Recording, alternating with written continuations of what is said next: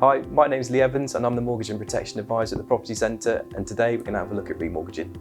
Whether you're planning to do a loft conversion or extend your dining room, home renovations can completely change the look and feel of your home.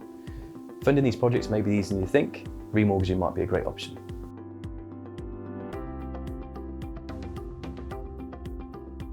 If your home has gone up in value, you may have the option to release some equity. However, there are a few things you need to consider. The main one being early repayment charges, which may be applied if you end your current mortgage deal before it's due to finish. Additionally, you need to consider any fees that are included in the remortgage application process. Alternatively, we may be able to consider additional borrowing from your existing mortgage provider. This may be a good option if you're tied into a fixed term and would need to pay a charge if you switch your deal before it ends. However, we always recommend speaking to a mortgage advisor on which options work best for you. Whatever the reason to renovate your home, we have access to over 12,000 different mortgage deals from over 90 UK lenders. Our mortgage advisors will offer you impartial advice on your remortgage and tailor it all to your personal circumstances.